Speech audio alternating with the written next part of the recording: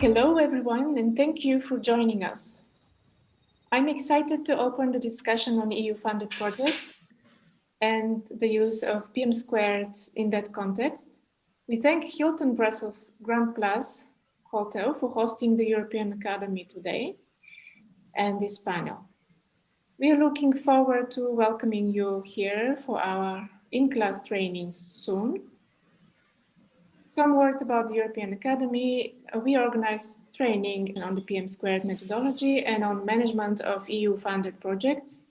My domain is the auditing within the framework of the EU funds management.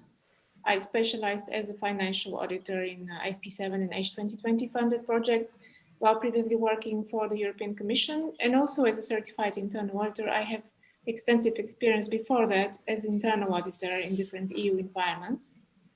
We gather today here with three prominent experts in the area of PM² methodology used for the needs of EU funds management, in order to elaborate on the value and benefit of applying this methodology within the context of EU projects. Let us all present ourselves briefly. Ioannis, I give the floor to you. Hi, everybody, and thank you for the invitation to be in this panel. My name is Ioannis Ayas, and I'm Greek in my nationality, and the last 3.5 years I've been working in the European Commission as a team leader, the Directorate General for Research and Innovation. In that particular post, myself and my team were responsible for drafting and implementing the strategy for the dissemination and exploitation of research and innovation results. Before joining Research and Innovation Directorate General, I held posts in DG Info, as it was called at that time, DG Connect now, Information Society, the DG Informatics of the Commission, and also the European Research Council. And I had quite many years in the private sector when I was back in Greece, but also abroad as a project manager and project leader. My background, I'm an electrical and computer engineer from National Technical University of Athens, and I have also a postgraduate degree from the same university, and I'm a certified project manager, both in the PM², of course. My current role in the European Commission, and I think that it's quite important to fit in this nice panel, is that we're looking at the results and the use of the results of the European research and innovation investments through these projects. So it is very important to have proper management of all these projects in order to have better knowledge of the results that have been attained. So this is something I would like to put today in this panel. Thank you. Thank you, Ioannis. Isane, I give the floor to you. Hi, everyone. My name is Isane Aparicio. I'm Spanish. I have been recently appointed as Business Director at the European Institute for Public Administration in Maastricht. For the last 10 years, I've been working as a senior expert on EU policies and funding in a Brussels-based consultancy firm. And before that, I worked as project manager in several NGOs and international organizations. For the last 5 years, I've been a trainer in management of EU projects at the International Masters for European Studies, organized by the Belgian-Italian Chamber of Commerce with the collaboration of the Catholic University of Leuven. And I'm also a member of the PM² Alliance expert group in charge of adapting the PM² methodology to EU grants. Thank you, Isane. And we have Kostas Vlachos. Could you please say words for yourself? Okay, hello everyone. I'm Kostas, the CEO of Upcom. We are a digital transformation innovation provider. We help companies to use digital technologies to improve themselves in this highly competitive market. We find that cutting-edge technology brings innovative solutions, which by themselves are able to make any organization more competitive than others in the same domain. This is the main reason we try to participate in various R&D projects, both European and national or own funded, to always be on the forefront of the technology. This participation occasionally results in our own competitive products like AGFI, Agify is an age verification platform allowing service providers, that is websites and other connected providers, to control the age of a user before accessing age-restricted content or products. We have just been awarded an EU-funded pilot project, which will try to harmonize the age verification and parental consent across Europe. At the personal level, the EU research projects have always been a source of advanced methods and techniques for me, from which I learned a lot. That's the reason I was till recently an evaluator and a reviewer of EU research projects. I may say that I have almost 10 years of experience as such, mainly in EU-funded projects.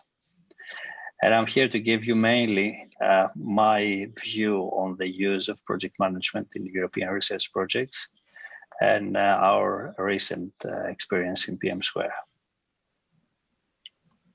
Great, thank you very much, all. I would like to start with a question to Ioannis. The Research and Innovation Framework programs of the European Commission are the largest public funding instruments of the Union, directly managed by the Commission with thousands of projects. Uniform rules for participation and implementation apply to all proposals projects. How does the Commission ensure efficient management of all these projects? How do you think of it? Yes, that's a very nice question. Thank you. I think that we need to start understanding how the whole machinery behind the big EU managed programs actually works.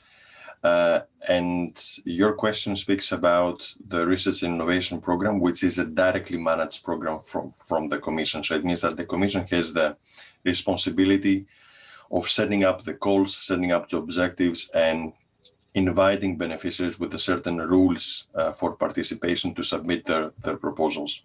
There are even bigger programs of the Union that are shared management between the Commission and the Member States, like the Structural and Investment Funds, the Regional Development Funds. These programs have a completely different approach in terms of implementation and management. But since you asked about Research and Innovation, which I think is the largest program, as you mentioned, public program for funding research and innovation in the Union. Let's see how this really works. It comes with a 7-year program, let's say, period that is being split in annual work programs, and through these work programs we have specific objectives to call for solutions for research, for innovation, for science in particular fields, and all fields from physical sciences, social sciences and humanities, and life sciences are included.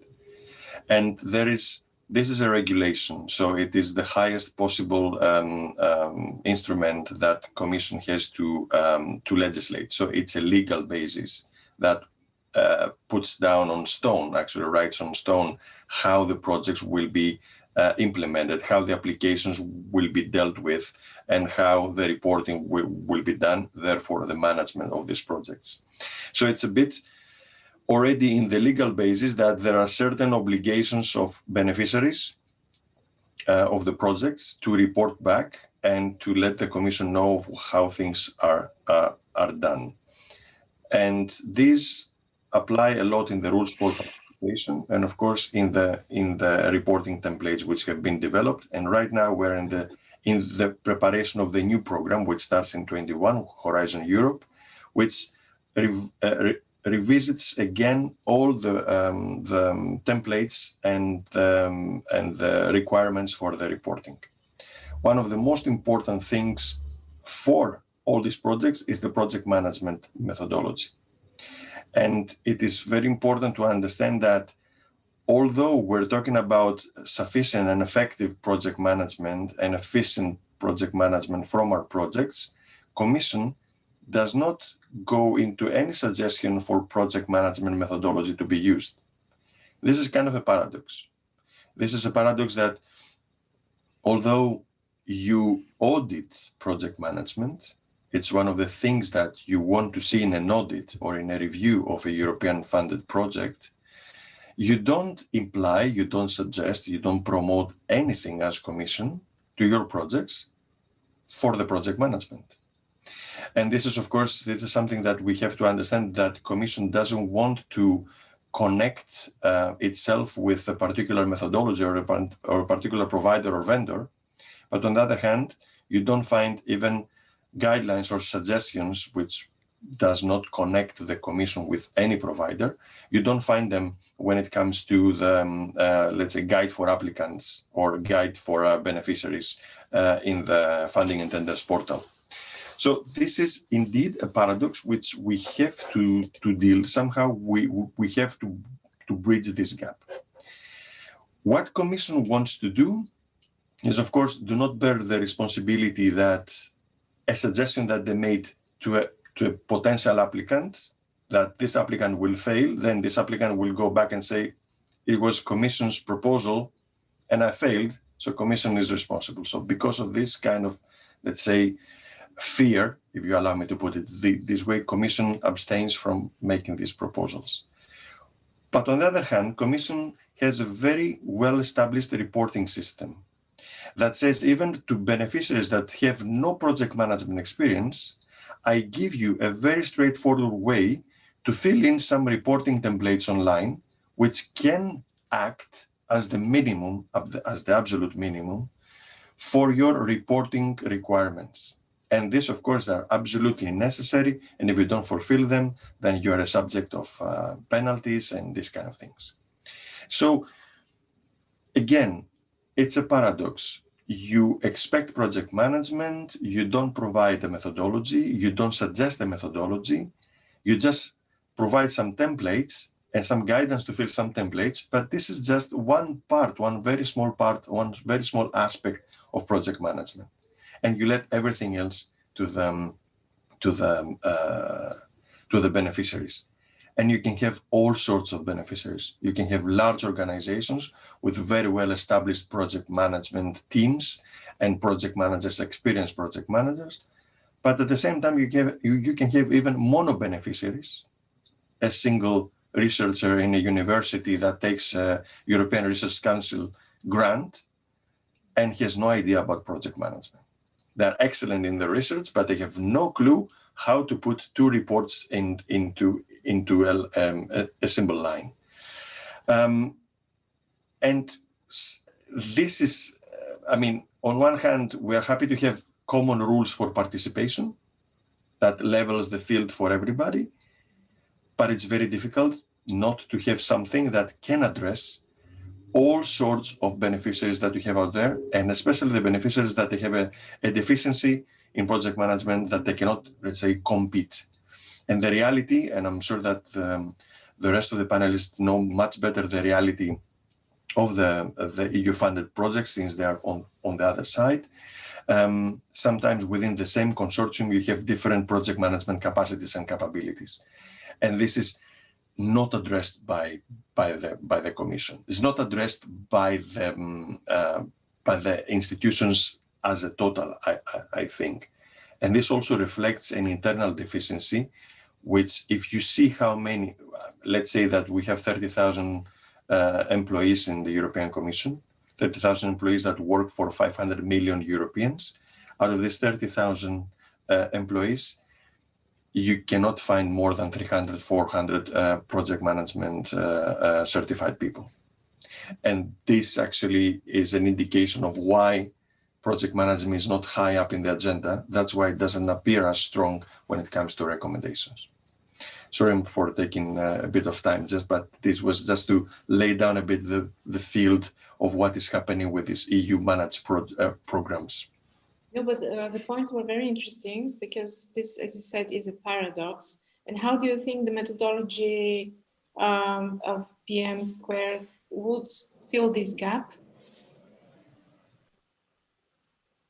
That's the thing. I mean, the PM², first of all, is something which is far more light and agile and customizable than anything else that you can find out there. So, and it's something that we have seen it also embraced by the Commission. We have seen it as something that it started inside the Commission. It started as something that really served the needs for such kind of institutions, but soon it finds its way outside the Commission, outside this border, and becomes something that can really address the vast majority of beneficiaries out there, being in private or EU-funded projects. So it is important to see what are the particularities of the EU-funded projects, and let's say, in this case, the projects funded under research and innovation. So I heard in the presentation that Isane, for example, is part of the group that works on the customization of the methodology to particularly EU-funded projects and EU-funded projects under research and innovation, if I'm not mistaken, or in general, the EU-funded projects. We are trying to find a common approach that is valid to all EU-funded projects in general. Yes. So that's the idea, that we need to have a way to customize, if possible, the methodology to EU-funded projects. And we have, let's say, a core of the methodology that can apply throughout the EU-funded projects, be it from research and innovation, Digital Europe, maritime funds or structural investment funds. But if possible, to have something that corresponds only to the needs and the particularities of the research and innovation. For example, I mentioned before the reporting, the continuous reporting that any R&I beneficiary needs to fulfill when they're running a project. These reports, these templates need to be able to be generated or at least proved by the methodology. And vice versa, we have, as the Commission, we have a good opportunity to take the methodology and run it inside these templates, see exactly what we're expecting from beneficiaries, what we expect from them from the other side, especially when we go and we audit them on project management, and we have project management as one of the potential failures of a project, okay? So if we want to go after the beneficiaries, then we need to have the methodology to scan our internal processes and see whether what we are asking as reports, what we're asking as templates, what we're actually expecting beneficiaries to fulfill, it really corresponds to something that makes meaning in overall framework, not just sporadically have this report here, here's this deliverable there, but have something as a whole. And PM², I think, serves that in a very nice extent, and it's a first-class opportunity to adapt that internally. Okay. Isane, can you develop more on what are the main challenges to face when applying the methodology of PM² to EU-funded projects?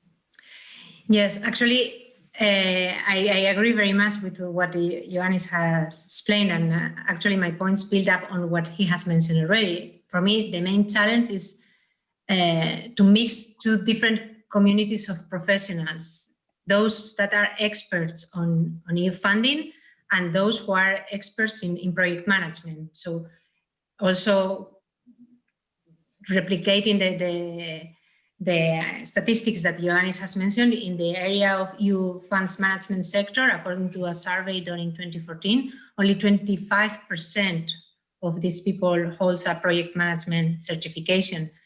But even more, we actually may consider that a new project starts with the formulation of the call for proposals itself, because the call for proposal is setting the time, the scope, and the budget of the future projects.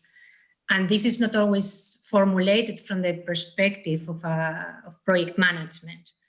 Then you have the people formulating the proposal, that often is different than the final team in charge of the implementation, and even sometimes different from those carrying out the final evaluation.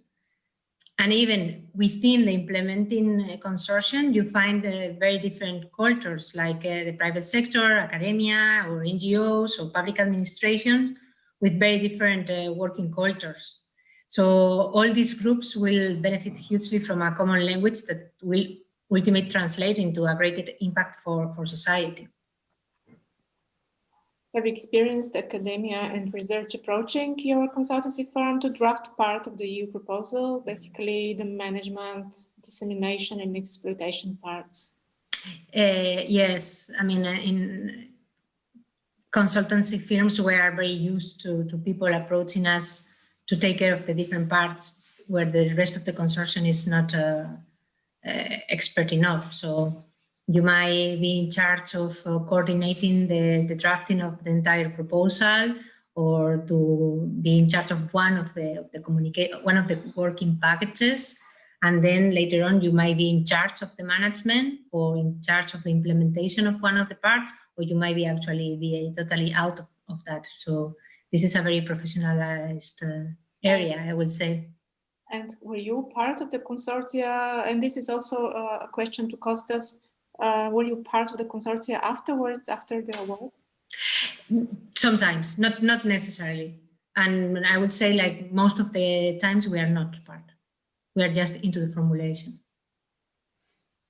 And now, being as a member of the European the AIPA, the Public Administration Institute, do you think that you can advocate PM² as part of the modernizing and making more efficient public administration? I hope so. Effectiveness of public administrations is actually one of the focus area for the recovery and resilience plans of the Commission, and the facility will rely actually on the projects presented by member states. So skilling up public administrations in project management will be fundamental for an optimal absorption of the funds, and especially for an optimal impact on EU people, European people.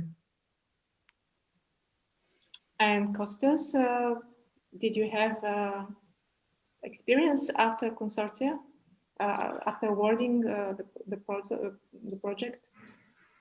You mean, well, I have been preparing proposals with other parties.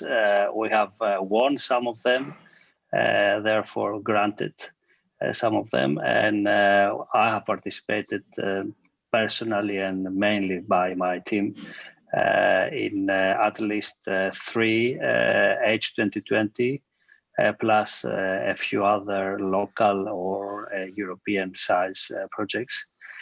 So I think I don't consider myself the big expert, because this is not my core activity.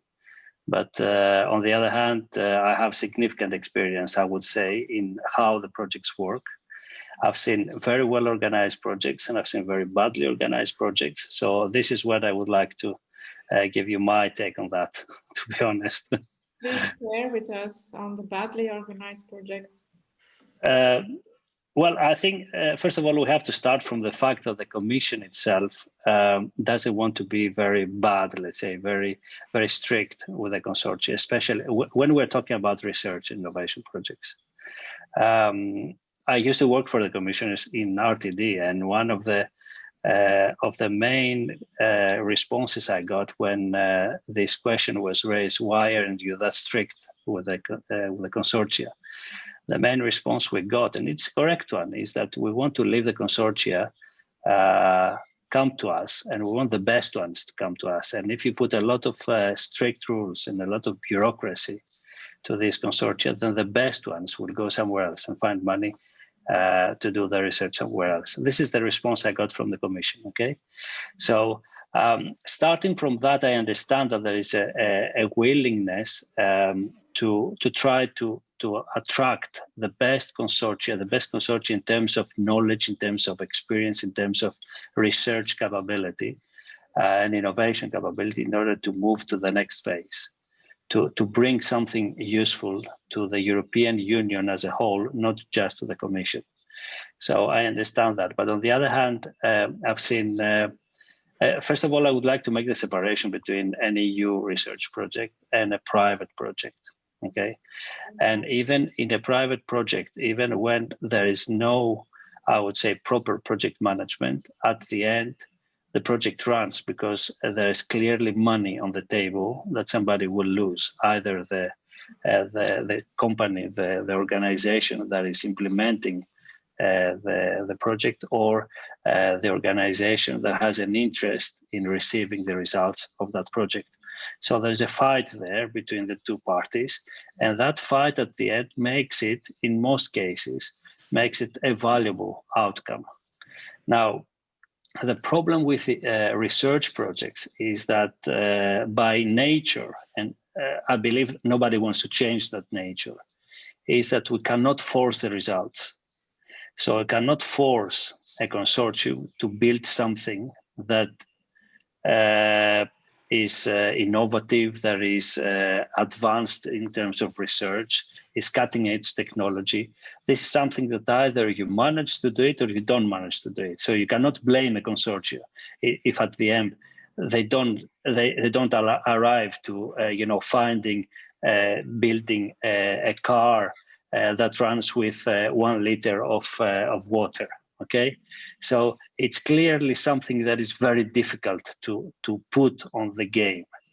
Therefore, we have to start from that understanding that it's very difficult, not for the Commission, but anyone who is sponsoring research activity, to demand results like you can do in a private sector when you have not a research project, but you're assigned to do something. You express your interest and your capability to achieve this project in time, and therefore it's very understandable that the person who is paying you, the organization who is paying you, then demands good results. Okay, so it's very important to understand that difference. Now, between that philosophical, let's say, fundamental difference between the two project types, there's a long way to the way the projects are managed. And I believe that I agree with Yannis that there is no framework that everybody can use in these projects. I've seen very well organized projects that have not, that didn't have a project manager that was certified, but it was a person, he or she was a person that wanted to do something, want to do something organized. And I've seen, on the other hand, projects where big organizations were leading the project, and they had certified project managers, and at the end it was a chaotic situation. I'm sorry to tell you that, but it's the truth.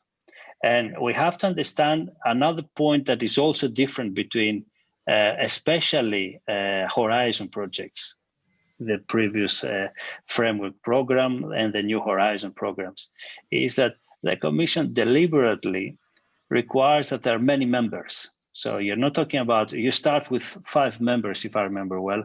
In a typical Horizon 2020 project, you have to have at least 5 members.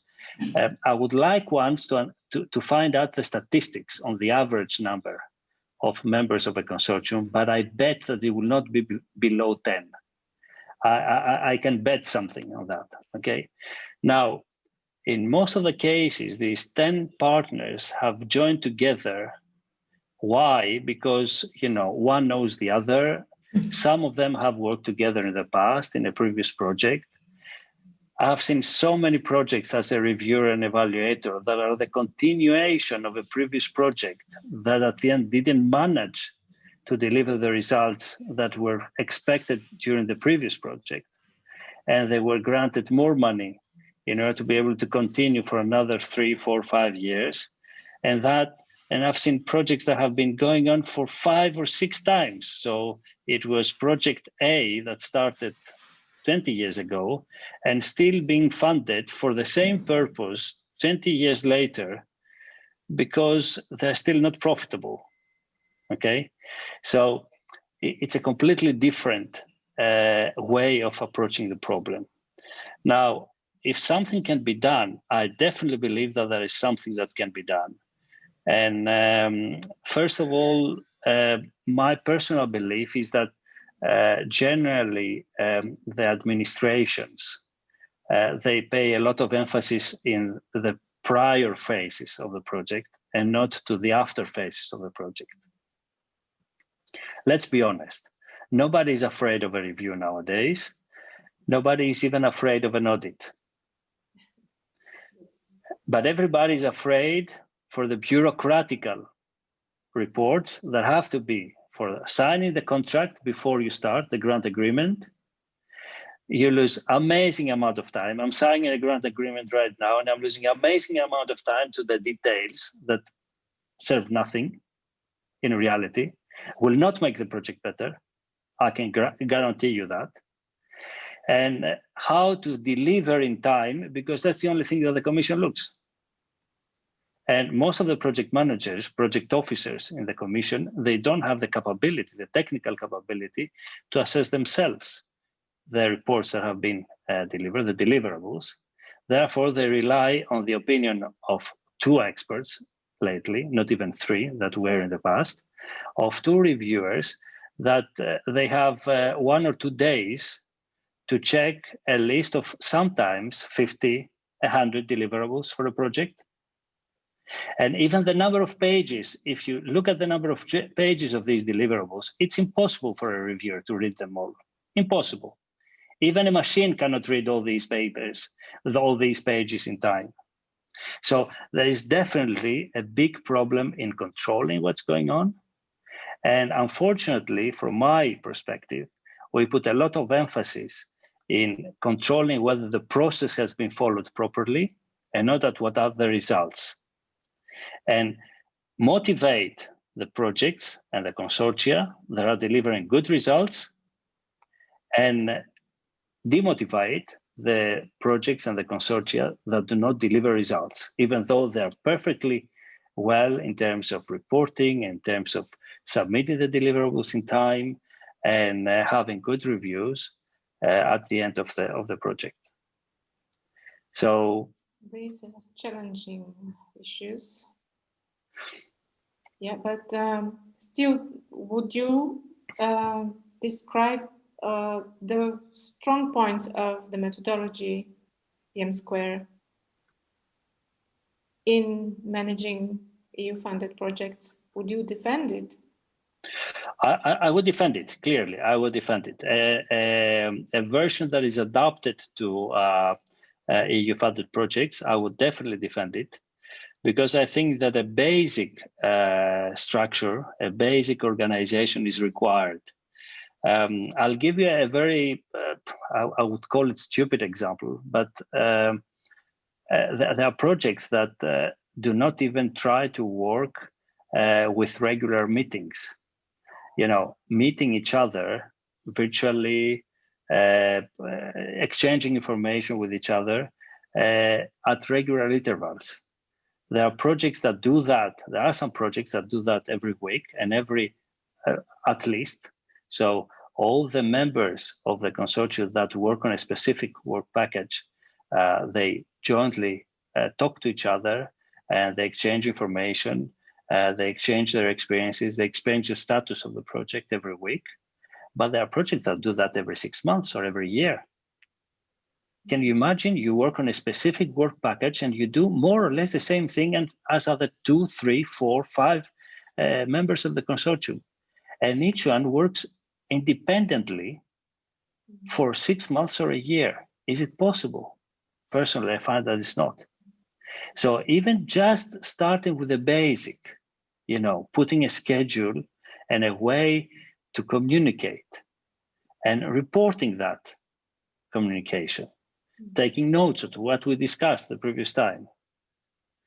Basic project management activities are not there because, yeah, we have to admit as well that there are a lot of participants that either do not see it as full-time activity, either they see it as a way to make money instead of research, and you know. Yeah.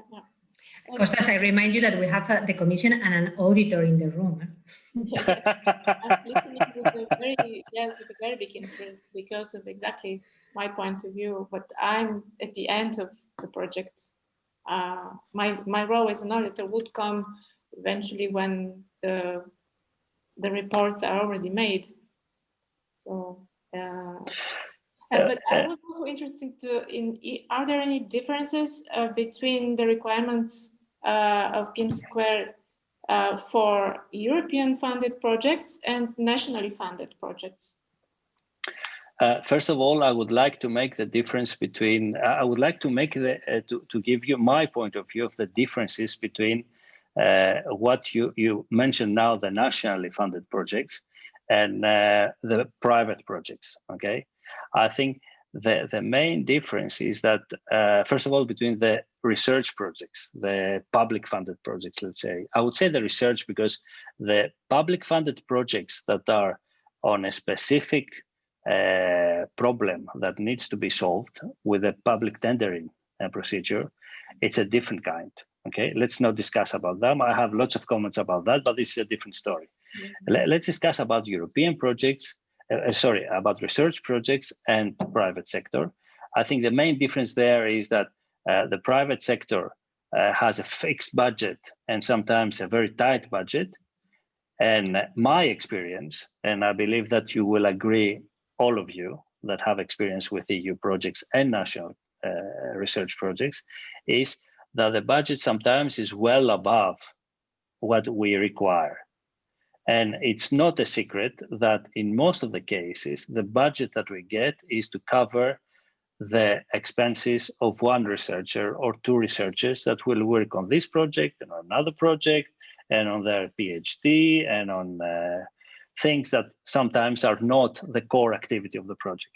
Okay. But yeah, but so, on the other hand, sorry to intervene here, but I agree with that. But I've also seen EU projects where actually the members of the consortia eventually are losing money because they didn't estimate correctly the amount of work that should be put or how demanding it will be. So paradoxically, you find the two situations where you have people making, putting into the project less resources that they are actually being paid for, but other people are actually losing money because they didn't do a proper assessment or a proper management of the project. I don't know any of these cases, to be honest.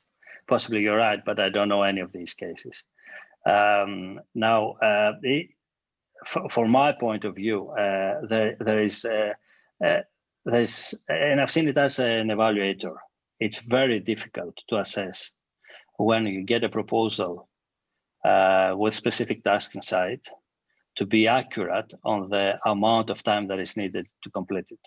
It's very difficult, especially if we're talking about research. And let's be honest, most of the time the consortia put a little bit more, and I would say sometimes a lot more than what is required. Yeah, I was actually maybe thinking of other kind of projects, maybe on other programs that are not research. Yeah.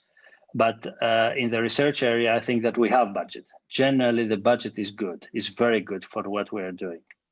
So now, if we go back to make the separation between EU-funded projects and national projects, the big difference is the number of participants. Even though there are some EU-funded projects that have a very small number of participants, most of the EU projects that are funded require a lot of participants. And there's a reason for that, because one of the purpose of the European research is to disseminate the knowledge across Europe, and which is good. But on the other hand, that creates another problem that we have not, possibly is not properly identified. The problem that we see a huge budget, and for me, a budget of 10 million euros is a very big budget for a project, right?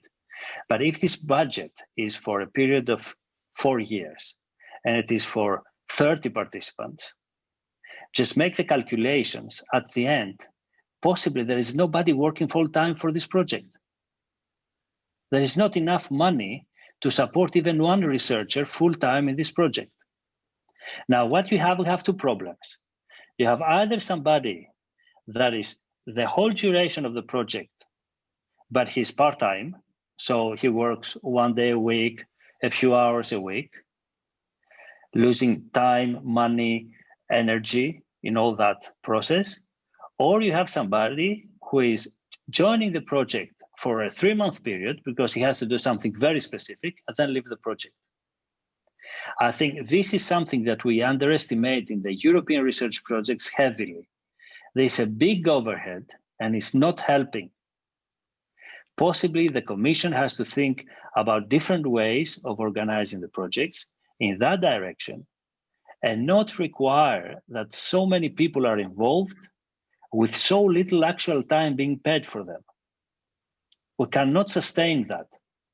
Because these people, imagine a person that has 3 months in a duration of 36 months of a 3-year period, okay? He's supposed to work on the project 1/10 of his time. I can tell you he will never join the project. He doesn't have the time even to read the original documents. Therefore, there are a lot of things in that direction that need to be corrected before we move and we try to apply a proper methodology. And we have to apply a proper methodology, but a proper methodology will tell us, first of all, that you cannot have resources that need half of their time in order to join the project. I would ask Ioannis to intervene. What do you think about this challenging issue here? Well, we have touched upon so many things, and to be honest, I mean, I wouldn't like to be here to defend the Commission. Although, I mean, sorry, I'm not here to criticize the Commission. I'm just making suggestions.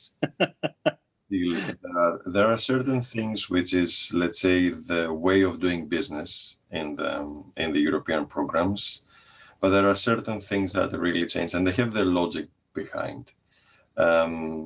So starting from, I mean, the shortcomings of how the consortia are being built and how they're dispersing the work packages around, and how the lack of project management, and I think this is where we need to focus, is how the lack of project management actually creates more problems.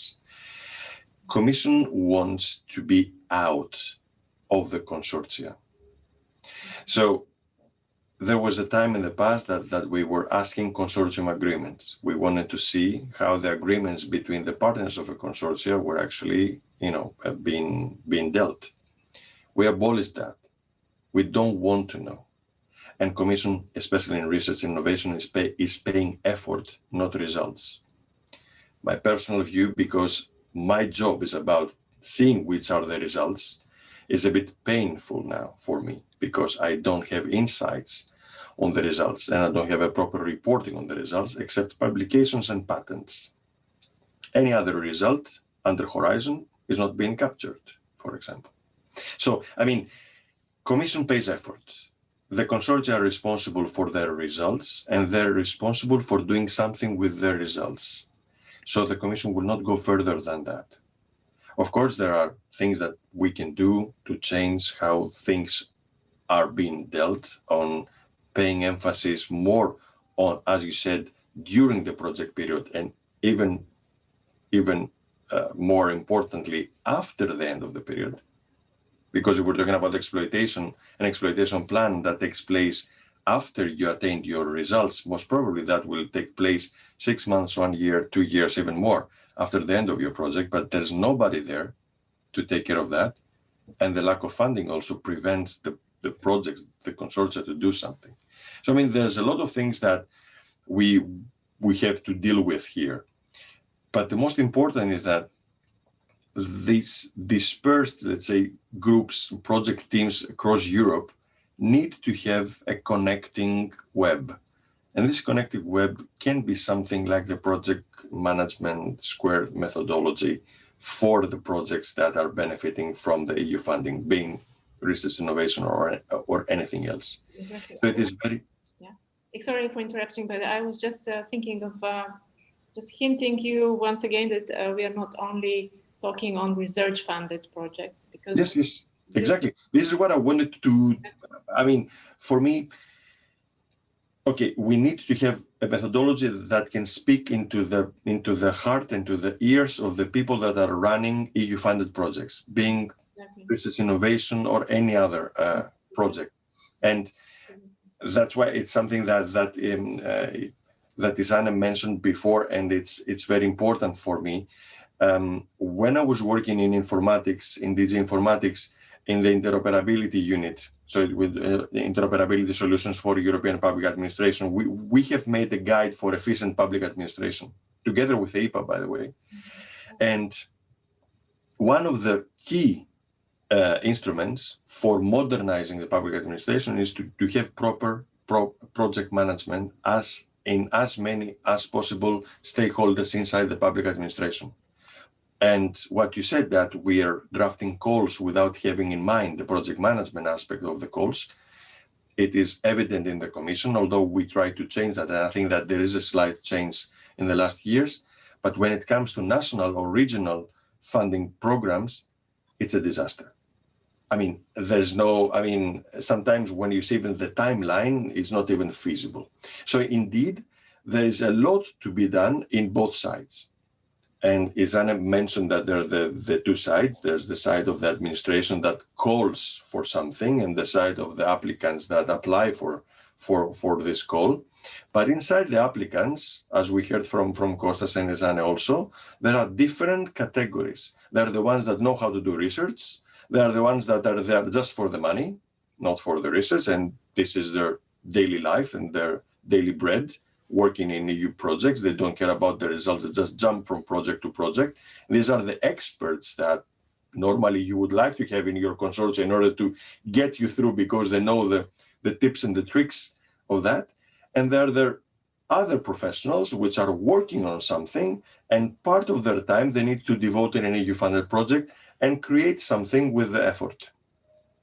And then comes the European legislator, let's say the European Commission, the Parliament, or the Council, asking for accountability. Means that, okay, I pay effort, I don't pay results. However, especially in times of crisis, I've invested so many billion euros, I would like to see something that benefits the European citizen. And there comes the question, where we are. This is not the subject of our panel, because our panel actually needs to provide a way to reach there, and a way to reach there is proper and decent project management. But the overall goal is to be able to create a report about what you have done with the funds you get at any moment in time. And that will be something that we can achieve if we work in these both parallel streams. The administrative part that calls for this, and the beneficiaries part that actually work on these goals. And they need to align. And this is something that I think PM² can ensure. That's, I mean, we can really talk for a lot of time about the things, especially Kostas mentioned a lot of things, shortcomings, problems of the European research area, how things are working, do's and don'ts, indeed. But I mean, nobody's perfect. And that goes farther than the project management problematic. Absolutely. I mean, we are talking about other things, but I totally agree. We're talking about the structure of the program itself, which has some flaws in its DNA, but there's no other way, especially when you want to spread it all over Europe. If you want to have it, let's say, bottom up, you have 13 billion euros in bottom-up approaches through ERC, European Research Council. Bottom-up, anything goes. Here. The only thing, sorry to interrupt, but the only thing I would like to add here is in terms of project management, one of the most important things that we want to achieve as when we try to manage a project is to get good results. So if we manage to get a good project management inside the projects that have as a goal the results that were promised in the proposal and were supposed to be the goals of the participants, then in that case we have won big time. Yes. Because we don't force the Commission to impose a project management methodology.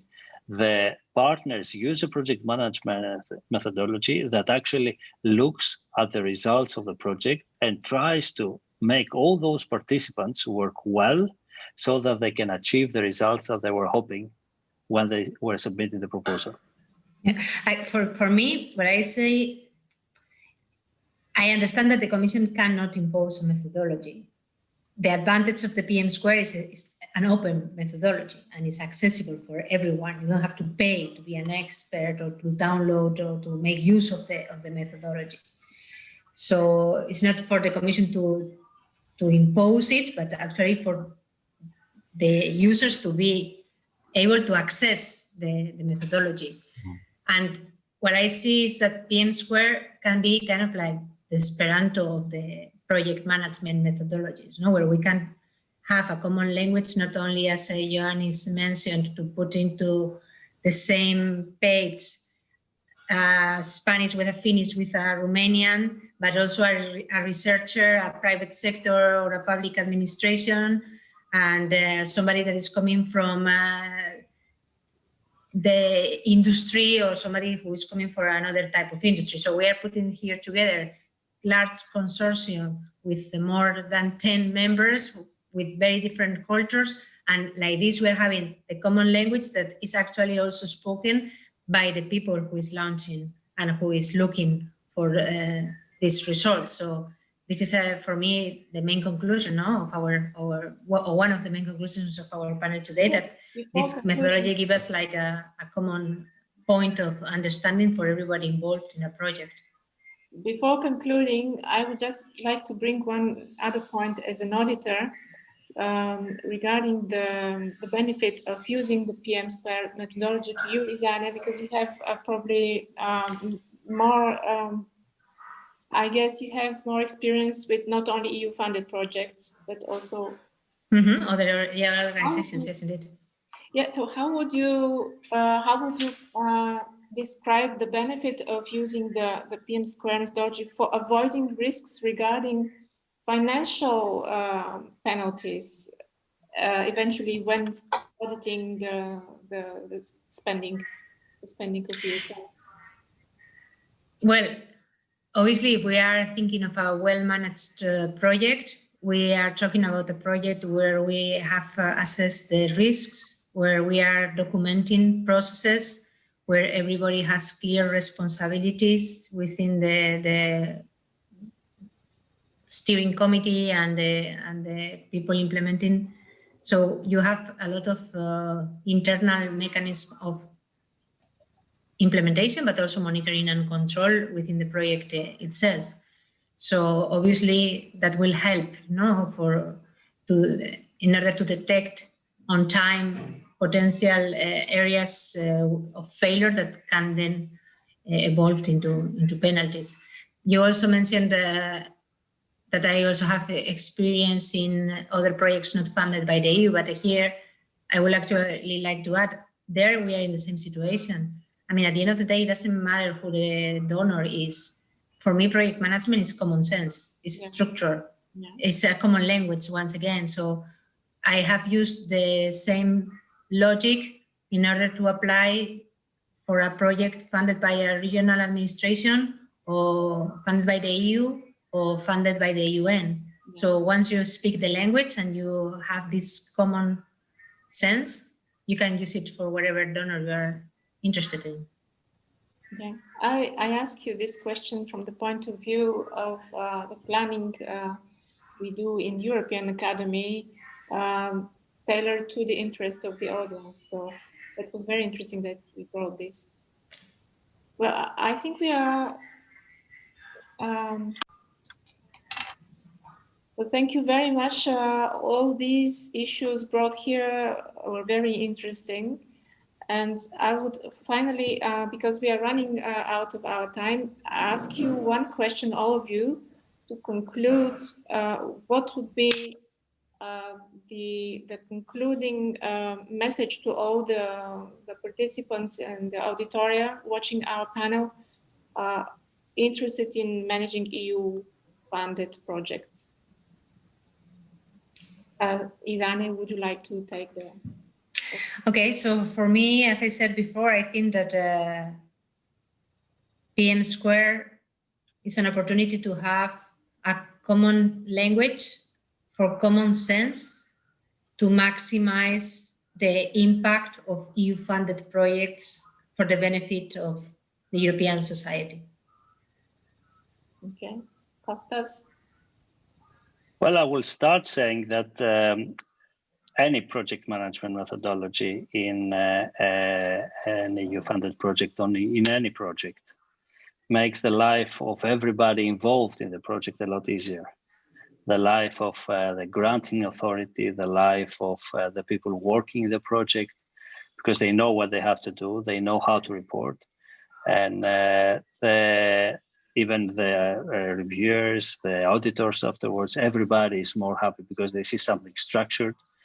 And one thing that is very important is that a proper project management methodology can help the consortium achieve the goals that they have promised to achieve, which is very important in most of the research projects. And personally, I think that PM² is a perfect fit because it's a lightweight project management methodology that doesn't include heavy processes and heavy long lists of reporting and other activities that will make the life difficult for all those, I would say, more research-oriented people that exist in the research projects. So I would certainly recommend using PM² as a project management methodology for these projects. Thank you, Kostas. Ioannis, please. Yes, from my side, I would say that there's really a multitude of EU programs. There's really a huge amount of programs being given at the centrally European level, national level, or regional, or even local level. And all of these programs have their own rules for participation and their own particularities in terms of reporting and obligations for people that they're submitting proposals and they're becoming beneficiaries. In order to be able to navigate through this nebulous of different, let's say, obligations, different reporting templates, and so on, you need to have, first of all, a tool. As Isane said, you need to have a language that can be spoken anywhere. And you need to have a common understanding amongst the people that participate with you in the same project in order to be able, as Kostas said, to deliver your results. And I cannot agree more with him that saying good project management equals better results, or results as promised, or as close as promised. And as soon as we have results as close as promised, then Commission or any other funding agency or authority institution can be really happy. So what I will say as my concluding remark is that people download the PM² methodology, experience it, play with it, see how it fits your own working environment. And if we are reaching a specific level of customizing something for EU projects, and I'm looking at this Anne for that, then please, we just distribute that to the community and we let people tell us how they feel and how they see it. And then Commission can take this message and adapt also internally, as I said in the beginning. Yeah, thank you.